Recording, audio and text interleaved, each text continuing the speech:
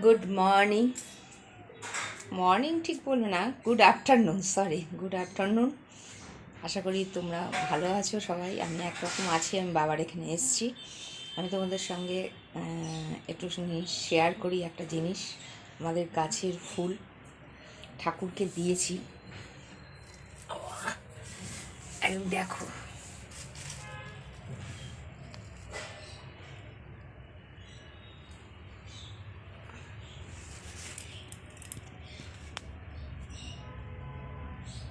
দেখতে পাচ্ছ তোমরা? দেখো,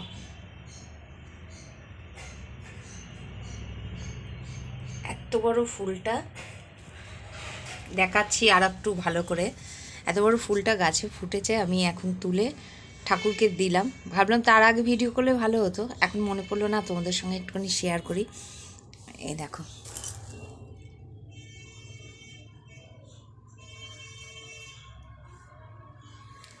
দেখেছ কত সুন্দর ফুলটা?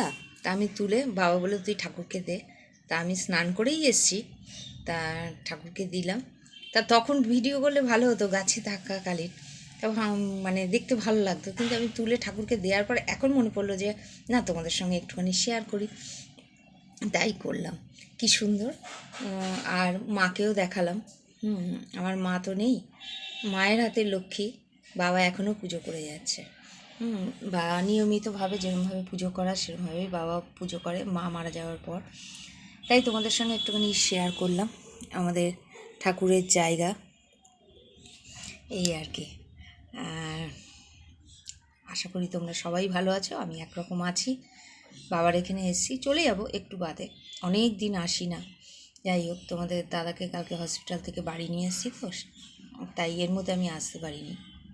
তাই আজকের এলাম। আর দেখলাম বাবা বলছে তোর জন্যই আমি রেখে দিয়েছি। আমি বলেছি তো আসবো। তা বাবা বললো তোর জন্যই আমি রেখে দিয়েছি, তুই তুলে ঠাকুরকে দে। তা আমি ঠাকুরকে দিয়েছি। তা তোলার আগে একটু গাছে দেখালে ভালো হতো। যাই হোক, তোমাদের সঙ্গে শেয়ার করলাম। কেমন লাগলো অবশ্যই তোমরা জানিও। টাটা, ভালো থাকো, আমার শুভেচ্ছা।